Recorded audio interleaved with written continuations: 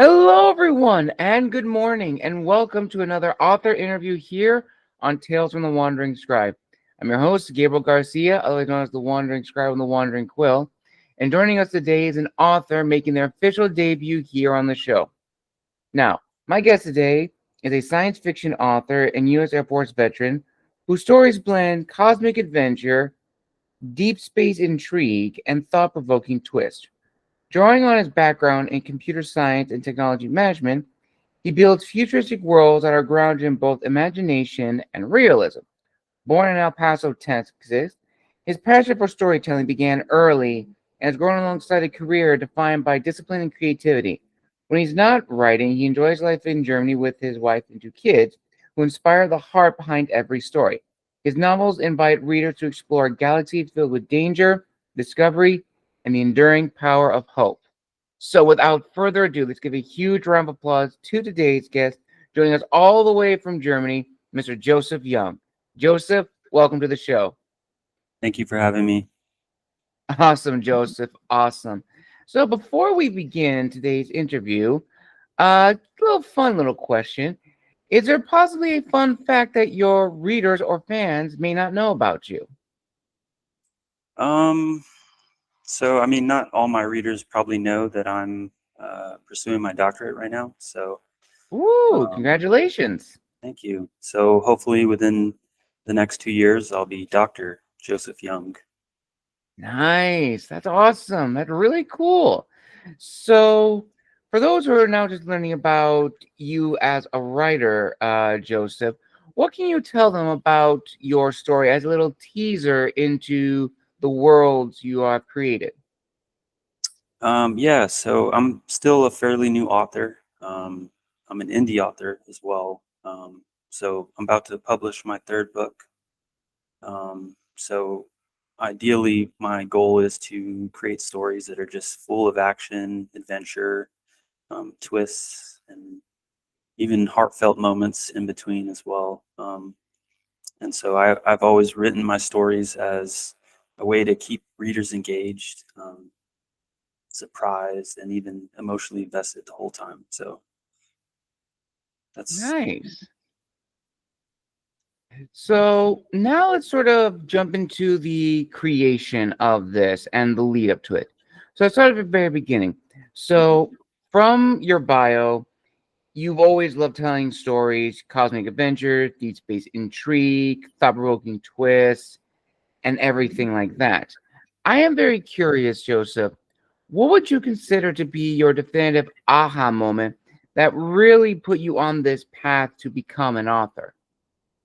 um, I've always been a lifelong reader. I grew up reading Harry Potter.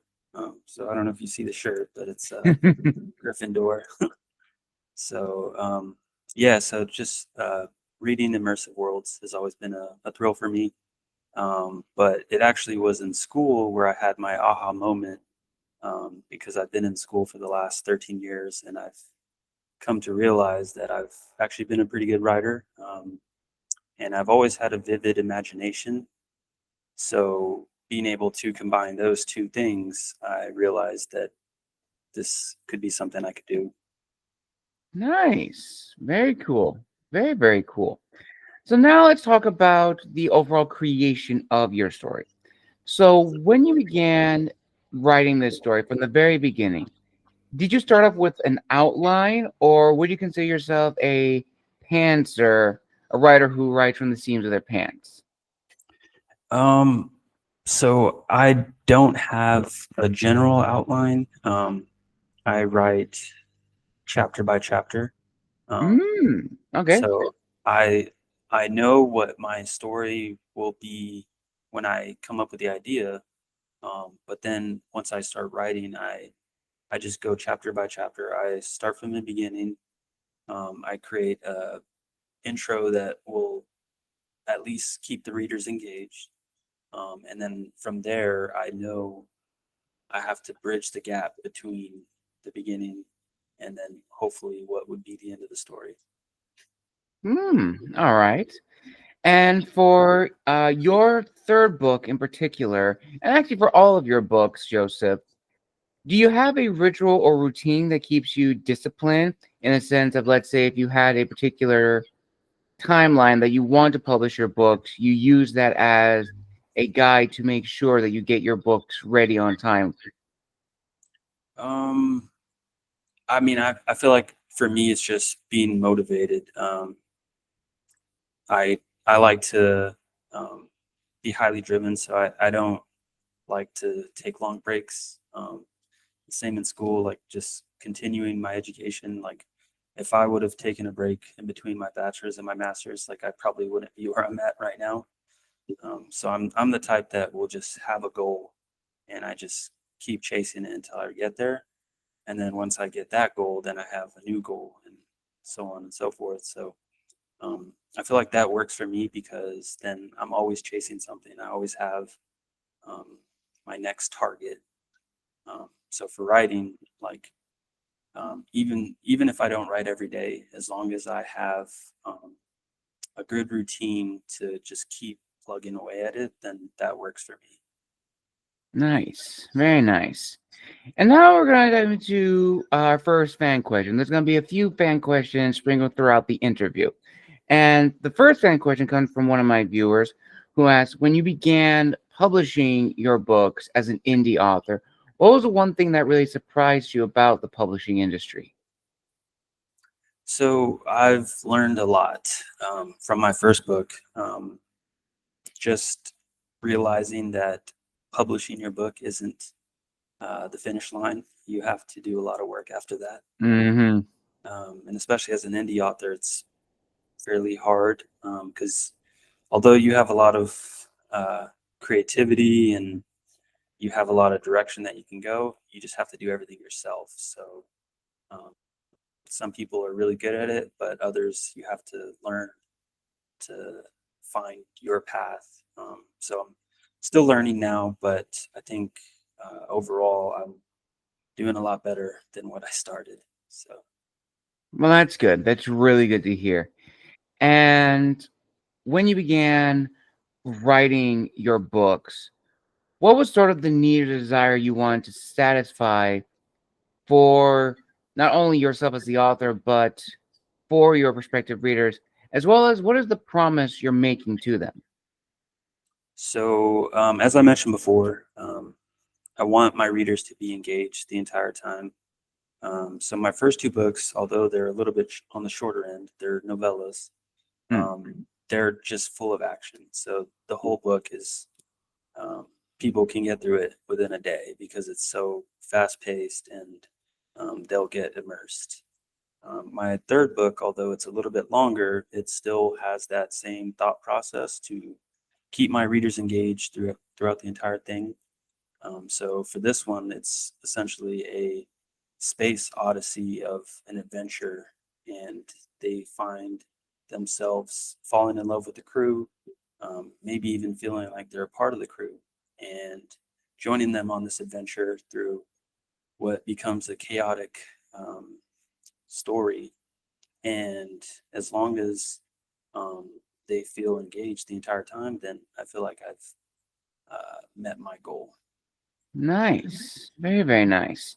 Now, when it comes to creating the characters of your books, how did you make them feel authentic and yet complex? So for this next book, Oath to a Withered Star, I wanted to have unique characters. So every character in this crew is has their own unique um, and they're all battling their own inner demons. And although they're working together, um, they have to conquer a lot. So there's Mm, a lot of obstacles. They have to come overcome adversity. Um, so for me, being able to drive that development throughout the story started by just making them unique characters, and then from there, obviously they're going through this adventure together, but in their own ways. nice. And this follows actually another fan question. One of my viewers asked, as the author, who or what has been your favorite scene or character to write in all of your three books? as well as the most challenging or difficult scene or character to write in all three books? Mm. Um, so my favorite character would be in my third book. His name is Pixo. So he's essentially a feline-like character that can walk and Mm. talk like a human. And he's very snarky, very sarcastic. So it's really fun to create him. And he just is part of the crew and he helps them, but he's also there as like the comic relief. Um, and so, without giving away a lot of spoilers, his his character is also unique because he breaks the fourth wall a little bit throughout the story, and so that's another unique perspective that he brings that viewers or readers wouldn't be expecting. Um, Mm. so for me, the hardest challenge is as a writer. Sometimes we want to bring uh, that emotionally driven storyline. So sometimes we have to kill off characters. Yes. So for me, the hardest part would be killing off a character. So I can't say who is killed off, but that would be the hardest part. Yeah. Nice. All right. So now let's go forward in your stories history, your journey as an author. So after publishing your first book and then your second book, and now in the process of publishing your third, looking back on your journey, what have been the overall reviews been like from your readers as well as friends and family? And at what point in your journey did you tell your friends and family that you were embarking on this new venture? Because being an author is a lonely venture in the beginning, and it's a very intimidating one, especially as an indie author. I mean, I know that as well, being a fellow indie author, that it is not easy. It is a little nerve-wracking to really get everything situated when it's all on your shoulders. Yeah, I agree. I mean, I feel like you want everybody to love your story, but that's something that as authors we have to come to realize is that not everyone's going to love your story. So Mm-hmm. um, getting those few uh, negative reviews, if you want to call them, where people just didn't like your story, it's kind of heartbreaking at first, but you have to realize that um, not everyone's going to love your story. Um, but overall, like my family's been very supportive. I told them kind of after the fact, like my mom knew I was wanting to get into writing, but it wasn't until after the book was published that I was like, hey, this is what I'm doing. But they've been very supportive. And even I've had a lot of readers that were very supportive as well. So a lot of the positive comments that I've been getting is people love the way that I write. They think that I'm very vivid in my world building. Um, so whenever I introduce a new world to a character or to the readers, um, like to, I want them to imagine being there. So I Mm. think that's one of the things I take pride in is readers understanding that vividness, as well as just the storyline itself. So a lot of people love the fast pace of my writing, and then also some of the twists. So I love having twists in my stories because it surprises readers. I don't want people to always just know how my story is going to end. I love being able to throw a few wrenches in there. Um, Right. so for me, a good twist is sometimes you have to just go way out of left field and really surprise your readers. Which in my third book, I've kind of done that. All right. And of course, every author has gone through this, and that is, of course, the dreaded writer's block, because there are going to be some days where we don't know what to write, or we can't get it down on paper, or maybe days we don't want to write. And sometimes we have to take a step back and just do some fun things. So, for you, Joseph, have you ever had moments of writer's block? And if so, what have been your fun ways or hobbies outside of writing that really helped you sort of ease back into it?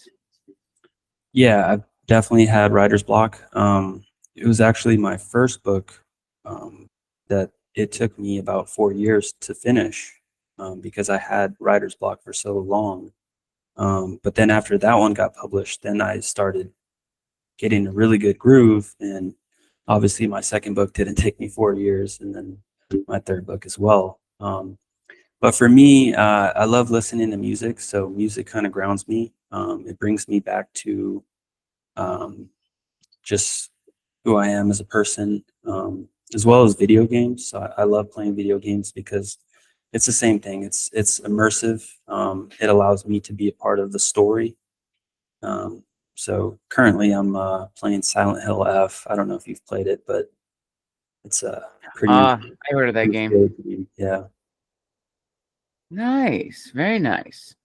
So now let's go ahead and talk about some reflective as well as some very, I wouldn't say opinionated, but definitely one that does spark debates. So Mm. the first question is ultimately, reflecting on what it is to be an author or what it means to be an author in today's digital age, because the industry has changed and it's almost unheard of to be an author and not have some form of social media presence.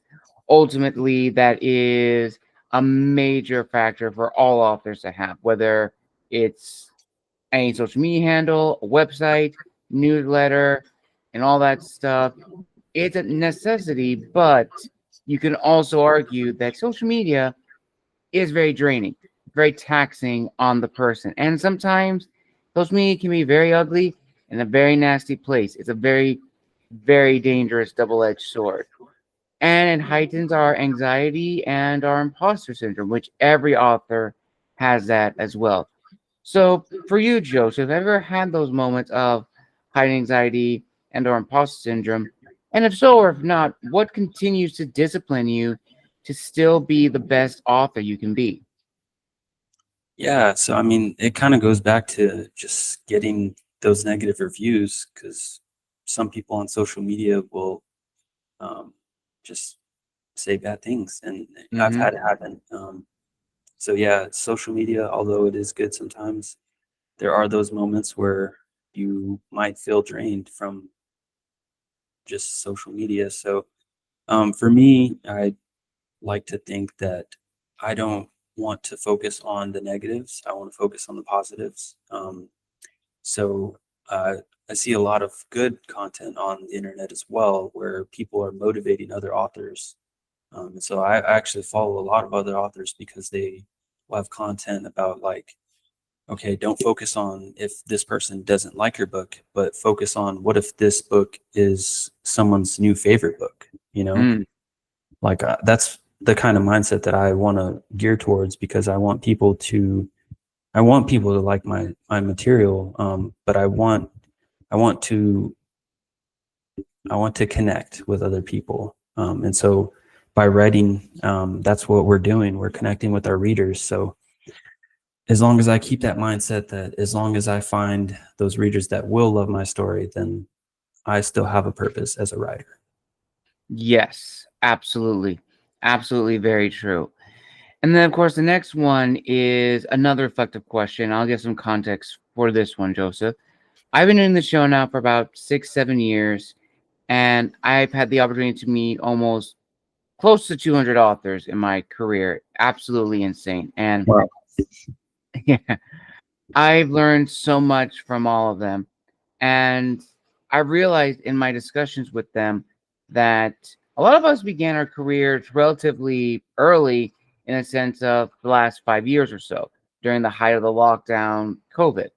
And this has sparked a debate of whether or not, because of those years in lockdown and isolation, that it became a breeding ground for the golden age of authors, golden age of independent voices.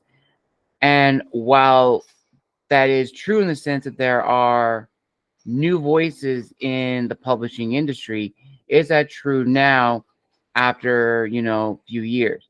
And then, of course, some people have argued that the market's become too overly saturated with these voices, And we're now shifting towards an iron age where you're now seeing a clear distinction between those that are passionate about being authors and those that simply wrote books just for the sake of it. So, for you, Joseph, based upon your experiences, do you believe that we are in this transitional phase from a golden age to an iron age, so to speak? I can see both sides. I definitely think we're still in the golden age, especially because I see so many books being picked up for movies or TV shows. So I feel like that's really cool for the industry. But I do see the other side that there's a lot of books out there that just aren't as quality as we would expect from authors.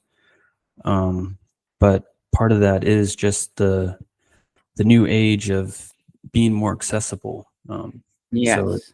I feel like a lot of the new publishing uh, like websites and everything like that allow for new authors to emerge, and they don't have to be traditionally published. They can be indie authors. Um, Hmm. but I think, in a sense, there might be some transitions. But overall, I think the industry is going to continue to grow. Um, we're going to transition a little bit, and we're going to still find those great, amazing voices, even through all the chaos and saturation. Yes, absolutely. And of course, another big thing to talk about is, of course, AI in the publishing industry. And there's a whole, that is a hot button topic in this industry as of late, where AI is being used to write books, pump out numerous books. And we have people like us that are still trying to, we are focusing on our craft and telling great stories, but it's not easy. It's a little difficult and a little intimidating. And AI has sparked up a fierce debate of whether or not to use it entirely or to use it as a tool as it was meant to be. And I would like to hear your thoughts on this, Joseph, on the use of AI in the publishing industry and what that means to us as authors. So yeah, that's definitely a hot topic. I've seen a lot of debates on social media, so I'm actually not going to dive too deep into that one.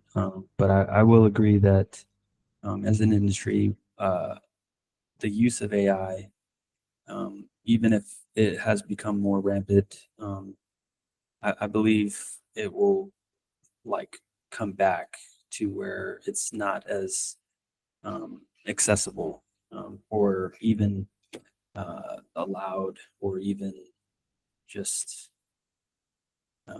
allowing authors to shine outside of that, because a lot of the AI stuff could just contribute to the saturation. So That is true. I don't want to accuse anybody or anything like that, but just um, yeah, just write your stories. Very true. Very, very true. And this kind of now leads into the next segment of the interview, which is the business side of being an author. Now, as a good icebreaker for this question, Joseph, and I think I already may have asked you this in the beginning, but I'll retweak it a little bit. And it is, looking back on your journey as an author thus far, is there anything you would have done differently in terms of marketing your book? Yeah, so I mean that's pretty much what I've learned coming into my third book. I didn't realize the need to market. Like as soon as I finished my first book, I uploaded it on Amazon and I hit publish. So I didn't know that you're supposed to really um, look for advanced readers, doing ARC, as well Hmm. as just getting the word out about your book ahead of publishing. So that was one part that I had to learn. Um, and then even just marketing in general, like how draining it can be financially, emotionally. So just being able to overcome that as an indie author is um, really what has helped me to grow. Um, and I hope to continue to grow. So that's my goal. Yes, very true. Very, very true. Then, kind of going forward from that, the thing that also that needs to be talked about is, as authors, understanding our audience and who we are writing for. Now, first and foremost, we write for ourselves because we know the story better than anyone else. But when we go about publishing our work, we have to figure out, okay, what genre does this book fall under? And what readership does this fall under? Because just because you can write in one genre doesn't mean you're going to write for all readership groups. And just because you write for a particular readership group doesn't mean you're going to be able to write for different genres or the same genres. Sometimes it's either or. Some authors can write for both, but it's not easy. So for you, Joseph, how long did it take for you to really find your audience? And what have you learned from it as an author? Yeah, so I mean, I'm still trying to find like my niche group, um, because what I want to do is create unique books. So I lean more towards sci-fi, obviously, because my books are Hmm. sci-fi, but I like to blend in like action, sometimes even thrills. So there's like even thriller, and then also a little bit of romance. So it's hard because like when you're combining so many things into a unique book, sometimes it's not what that reader group is expecting. So if and I've had it in for my third book when some readers were expecting my book to be a certain way, and they were upset because it wasn't, because the main theme of my book is sci-fi and space opera, and they were expecting a complete romance book. So Mm, although it's good to have something unique, sometimes it comes back that it's harder for readers to understand like where you're going. But I think that's kind of the point. Like we as authors, we're creating these stories, and like we know what it's supposed to say and go, um, but just finding those readers that will connect is the challenge. very true. Absolutely 100% agree. Mm. And the next one to that, which really is important in the marketing aspect, is how to showcase our individuality as authors. Because with every book we write, it is a tight-roping act. Because you don't want to make something that's too new, that's going to throw potential readers off. We don't want to write something that's so familiar that's going to be seen as a knockoff of another book that exists.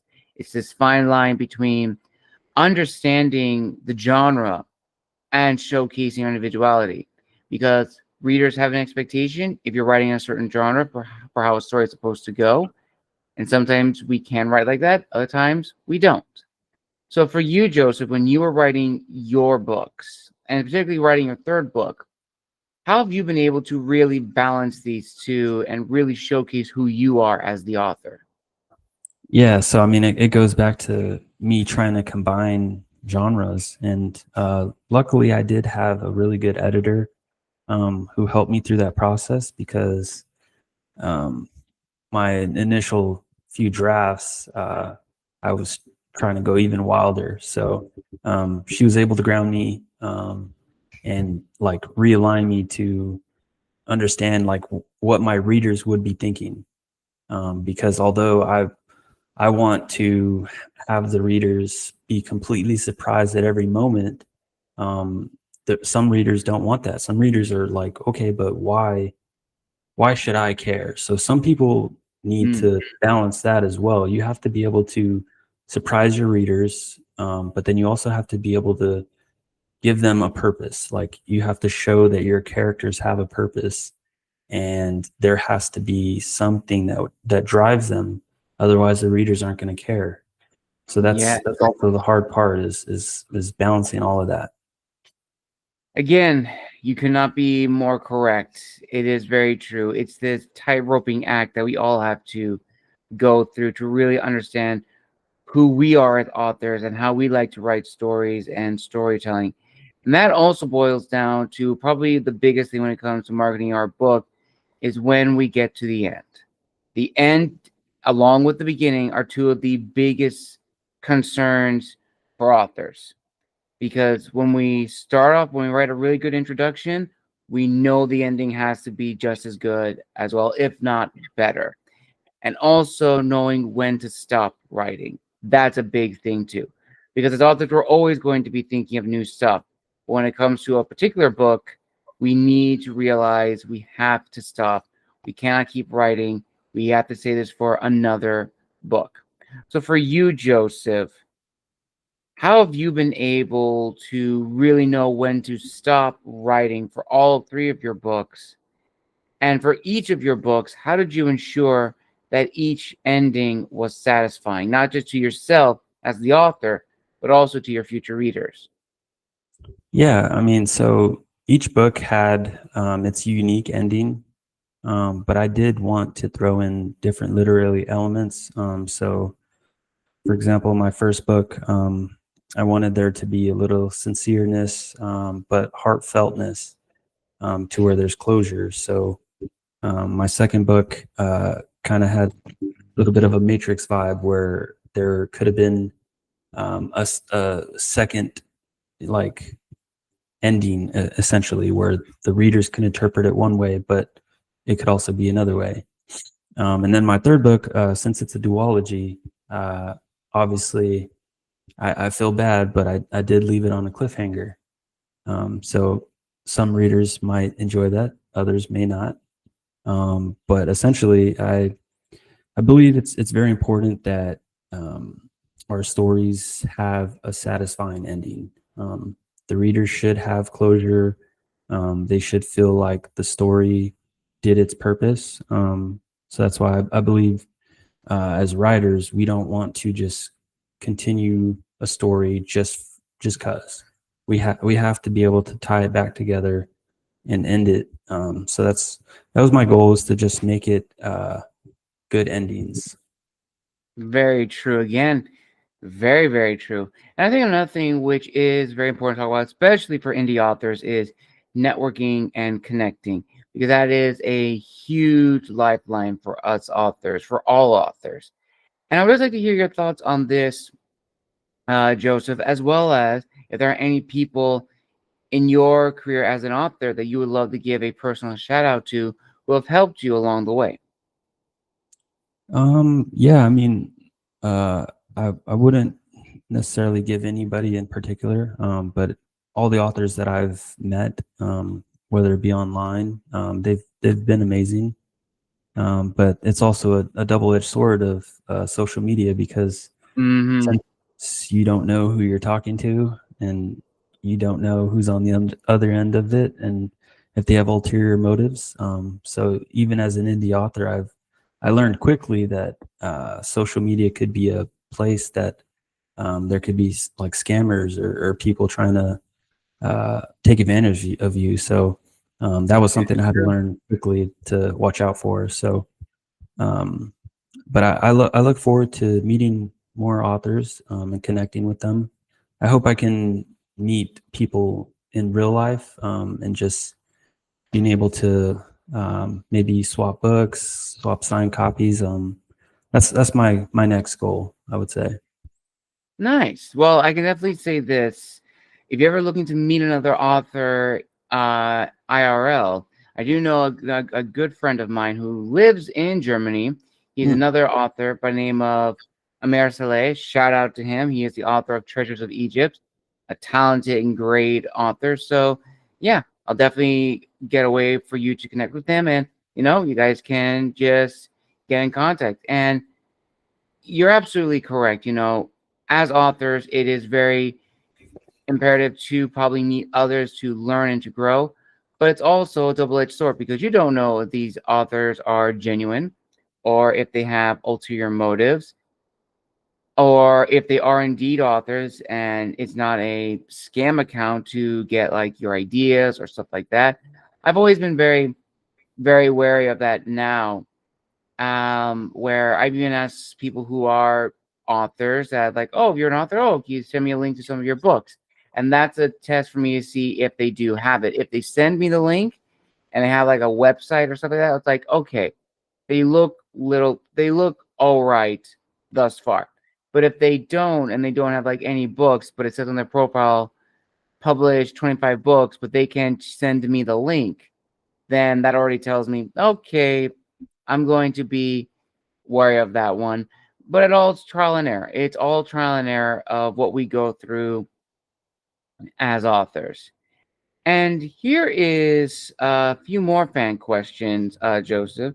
One of my viewers asked, in your 3 books, how do you ensure that the emotional weight of your story balances with the conflicts and the climax of each of your books?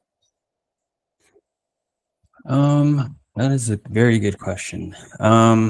So I think, as I said before, just being able to tie everything back together, that satisfies the climax of the book. But for me, that's why I love sci-fi, is because like you can write about anything. Mm-hmm. So for my first book, it's essentially a zero to hero story where he gains powers of gods and he's battling other gods. My second book, it's about a time traveling agency that is correcting anomalies in different timelines. And so like it's just there's the sky's the limit in sci-fi, and so I love being able to create stories. So uh, being able to just have our characters go through an adventure, that's what's appealing to me. So um, as long as I'm able to have them go through this adventure and then tie it at the end, then I think I met my goal. Nice. That's awesome. That's amazing to hear. And another fan question one of my viewers asks is, for each of your books, how do you make the atmosphere gripping and immersive? Okay.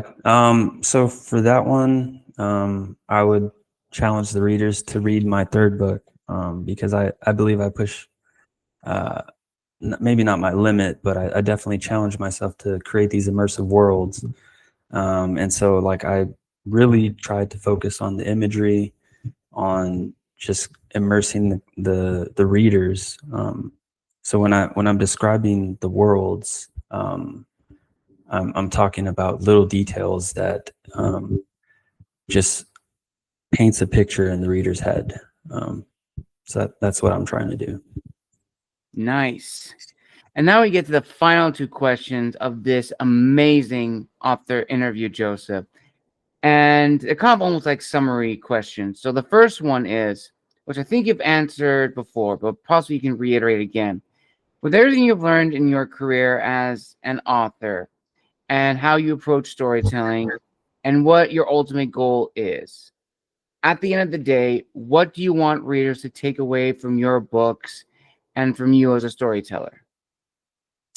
Yeah, I mean, so as I mentioned before, keeping readers engaged is my primary goal. But I also want to balance chaotic twists, action, adrenaline, and even the heartfelt romance sometimes. So that's what I believe is what makes my stories what they are, is just being able to balance all that together, so that readers might uh, maybe not essentially come up with this new genre, but they might understand how you can combine genres into a beautiful way. So that's one way. Nice. And as the final question to this incredible interview, here it is. Everything you've learned thus far in your career as an author and will continue to learn as an indie author, what is your word of wisdom to the future authors and writers listening or watching this interview right now? So this one, I think it would be two parts. So the first part is to just start right away, start right now. Um, I believe that anybody can have an important story to tell, but they just have to have the drive to do it, and they just have to start. So it begins at starting. And my second part of that is don't give up. So even if you do take breaks every now and again, Don't take a long break. Don't take a hiatus, Mm. because that's going to keep you motivated. As long as you have a routine that drives you, that makes you want to write, and you just don't give up, then you'll get there. You'll meet your goals, and you'll be an author. So even if you start writing, you're a writer. But obviously, the goal is to be published. So don't give up. Excellent and valid points, Joseph. And with that, viewers and listeners, we conclude this amazing author interview here on Tales from the Wandering Scribe. I'd like to give a huge thank you to our guest, Mr. Joseph Young, for joining us all the way from Germany to come here on the show. Now, Joseph, where can people find you on social media if they want to connect and reach out to you, as well as purchase copies of your first two books? And also, when will your third book be out for publication? So this one will be published on November 18th of this year. So about a month and a half from now. People can reach me on my Instagram, so at author Joseph Young. I'm also on Goodreads. I'm also on Amazon if they search my name, Joseph Young. And then also I have an author website, www.authorjosephyoung.com. Awesome. I will link all those down below in the description of this video. And as always, a huge thank you to our guest, Mr. Joseph Young, for coming on the show.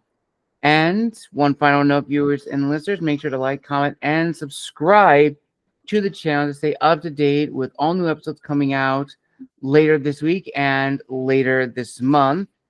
And as an update for those that have not yet read my newsletter, I'm in the process of editing my fourth book with my editor, Lori Ball. And Decimus Wolf of Rome is still planned for a 2025 release. Once that is finished, I will be posting on my social media of ARC applications as well as pre-order links, which will be available for Barnes & Noble and, of course, for Amazon. Speaking of Amazon, I have also not forgotten my other books. Those will also be on Amazon as well. So I know a lot of you have been asking for it, but just be patient. They will be up soon. And for all my fans in Europe and across the world, they'll be ready for you to purchase and enjoy.